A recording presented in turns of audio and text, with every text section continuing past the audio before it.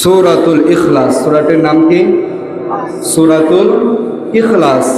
অনেকেই আমরা জানি কুল হুয়াল্লাহু আহাদ, কুল হুয়াল্লাহ সূরা।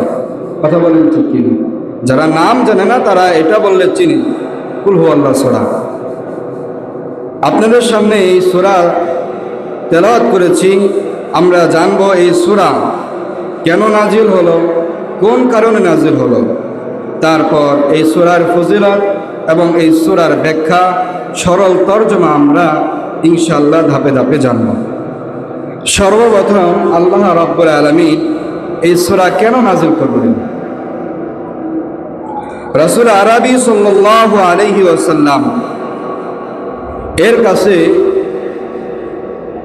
তিনবাদীয় অর্থাৎ তিন ধর্মের লোক এসে আপনার আমার নবী যখন মক্কার ভিতরে দ্বীনের দাওয়াত মানুষের কাছে পৌঁছে দিতেছে, তখন ইহুদি, মূর্তি পূজারী, খ্রিস্টান এরা তিনজন দলবদ্ধ হয়ে জোট হয়ে আপনার আমার নবীর কাছে আসছেন। এসে বলে, মুহাম্মদ তুমি কোন খোদার ইবাদত করো? দ্বিতীয়বাদী অর্থাৎ খ্রিস্টান, ইহুদি, মূর্তি পূজারী তিন দলীয় জোট হয়ে রাসূল সাল্লাল্লাহু আলাইহি ওয়াসাল্লামের কাছে এসে বলেন, মুহাম্মদ তুমি কোন আল্লাহ তাআলার ইবাদত করো?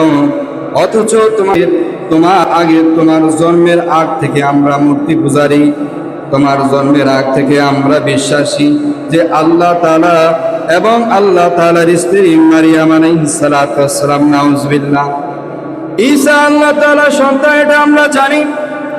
তুমি কোন আল্লাহ তাআলার ইবাদত করো? তখন আপনার আমার নবী বিশ্বনবী সাল্লাল্লাহু আলাইহি ওয়াসাল্লাম তাদেরকে জবাব দিলেন, তোমরাও আল্লাহ তাআলার ইবাদত করো, আমিও ইবাদত করি। তোমাদের ইবাদত এবং আমার ইবাদতের মধ্যে পার্থক্য হলো তোমরা বহু খোদাবাদী বিশ্বাসী, আর আমি যেই খোদার ইবাদত করি ওই খোদা হলো এক, অদ্বিতীয়, তার কোনো মোকাবেলা, তার কোনো ছেলে মেয়ে, তার কোনো শরীক নাই। যখন এই কথা বললেন,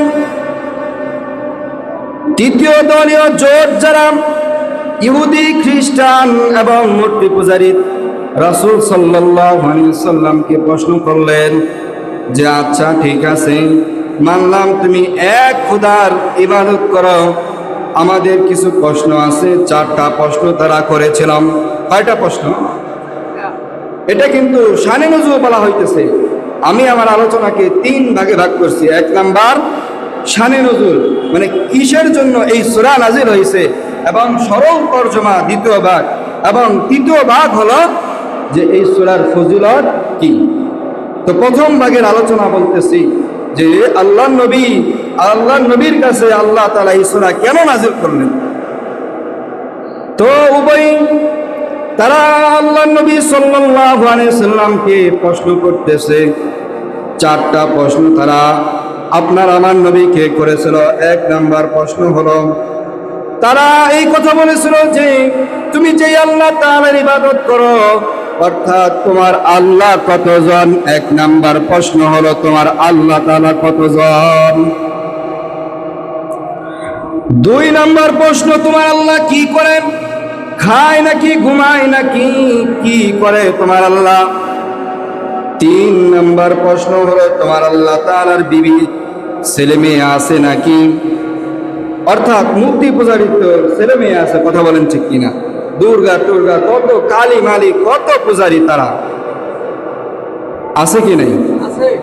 এই জন্য তারা প্রশ্ন করেছিল তোমার আল্লাহ তাআলার কোন ছেলে অথবা বিবি আছে কিনা, ছেলে মেয়ে আছে কিনা, সন্তান আদি আছে কিনা। এইটা 3 নাম্বার প্রশ্ন। 4 নাম্বার প্রশ্ন তারা করেছিল যে তোমার আল্লাহ তাআলার ক্ষমতা কি, তোমার আল্লাহ তাআলার বাহিনী কি। এই 4টা প্রশ্ন যখন করলো, তখন আল্লাহ তাআলা আপনার আমার নবী তো কোনো কিছু নিজে থেকে বলে না, কথা বলেন ঠিক কিনা? কোনো কথাই তিনি নিজে থেকে বলে না, আল্লাহ তাআলা বনায় ওহীর মাধ্যমে ওহি আল্লাহ তাআলা নাজিল করে দিলেন। আল্লাহ তাআলা জানা দিলেন, ইয়া রাসূলুল্লাহ, আপনি দুশ্চিন্ত হবেন না, আপনি চিন্তিত হবেন না। আপনার কাছে সূরা নাজিল করা হলো। জিবরাইল আলাইহিস সালাতু ওয়াস সালাম এই সূরা ইখলাস এনে তাকে পাঠ করে দেয়া হলো এবং এই সূরা নাজিল হয়ে গেল। এবং এই সূরা যখন নাজিল হওয়ার পর আল্লাহ নবী সাল্লাল্লাহু আলাইহি সাল্লাম তাদেরকে একের পর এক প্রশ্নের উত্তর জবাব বলে দিতেছে। তাহলে আমরা জানলাম কিসের জন্য এই সূরা নাজিল হয়েছে। ইহুদি খ্রিস্টান মূর্তি পূজারীরা রাসূল সাল্লাল্লাহু আলাইহি সাল্লামকে প্রশ্ন করেছিল, তোমার আল্লাহ কতজন, তোমার আল্লাহ কি করে, খায় নাকি ঘুমায়, তোমার আল্লাহ ছেলে মেয়ে আছে নাকি নাই, বিবি আছে কি নাই, এবং তোমার আল্লাহ তাআলার শক্তি কত।